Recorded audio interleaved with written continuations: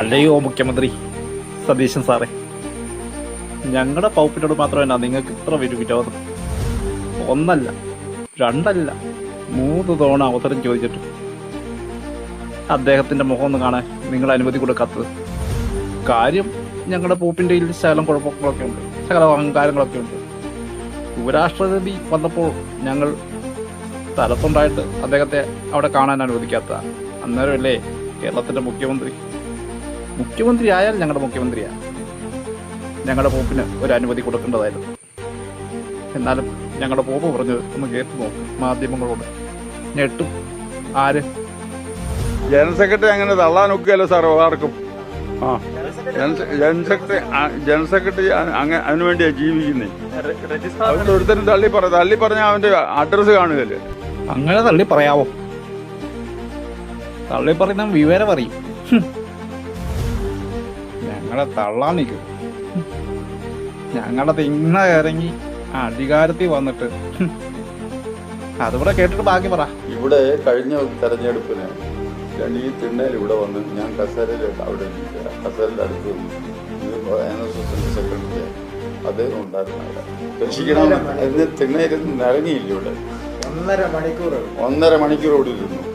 എന്നിട്ട് ഞാൻ ഇവിടുന്ന് അവിടുത്തെ യൂണിയൻ പ്രസിഡന്റിനെ വിളിച്ചു പറഞ്ഞ് ഇദ്ദേഹത്തെ സഹായിക്കണം എന്ന് പറഞ്ഞു. ആ യൂണിയൻ പ്രസിഡന്റ് അദ്ദേഹത്തെ സഹായിക്കാൻ ഓരോ വീട് തോറും കയറി ഇറങ്ങി. എന്നിട്ടാണ് അങ്ങോട്ട് ഇറങ്ങി വെച്ച് തിണ്ണ ഇറങ്ങരുതെന്ന് പറയാം. തിണ്ണനിറങ്ങിയ പാട് പോലും മായതിനു മുമ്പ് ഞങ്ങൾക്കൊരവസരം തരാത്തതിൽ ഞങ്ങൾക്ക് അണികൾക്കും ബുദ്ധിമുട്ടുണ്ട് കേട്ടോ.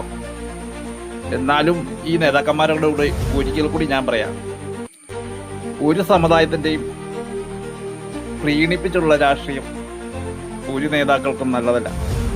പിന്നെ NSS എന്നല്ല, മറ്റെല്ലാ മതസ്ഥാപനങ്ങൾക്കും വിദ്യാഭ്യാസ സ്ഥാപനങ്ങളും അല്ലാതെ ഒട്ടനവധി പ്രസ്ഥാനങ്ങളുണ്ട്. ഇവിടെ സാധാരണക്കാരായ നമ്മളെപ്പോഴവർക്ക് എന്ത് അവസരമാണ് ലഭിക്കുന്നത്? അത് അവിടെ ജോലി ചെയ്യുന്നു, അവിടെ തന്നെ റിട്ടയർ ചെയ്യുന്നു, അവരുടെ കുടുംബത്തിലെ ആർക്കെങ്കിലും ആ ജോലി കൈമാറ്റം ചെയ്യുന്നു, ഫണ്ട് നേതാക്കൾ മേടിക്കുന്നു. ഇതാണ് കാലങ്ങളായിട്ട് ഈ മതസ്ഥാപനങ്ങളിലെല്ലാം നടക്കുന്നു. അല്ല, NSS ഉൾപ്പെടെ എല്ലാ പ്രസ്ഥാനങ്ങളും നടക്കുന്നു. ഇതിനൊക്കെ ഒരു പുനർചിന്തനം അനിവാര്യമായിരിക്കുന്നു. അവരെ മൂളുന്ന, അവരെ അനുസരിക്കുന്നവരുടെ മക്കൾക്കും ഭാര്യമാർക്കും അല്ലെങ്കിൽ വീട്ടുകാർക്കും ഇങ്ങനെയുള്ളൊരു ചർച്ച ചെയ്യുന്നതിനെ നമ്മളെപ്പോലുള്ള ഒരു സാധാരണക്കാർ പ്രതികരിക്കുക. ഗൈസ്, ഇതിലെന്തെങ്കിലും സത്യവും ചിന്തയും ഉണ്ടെങ്കിൽ നിങ്ങളുടെ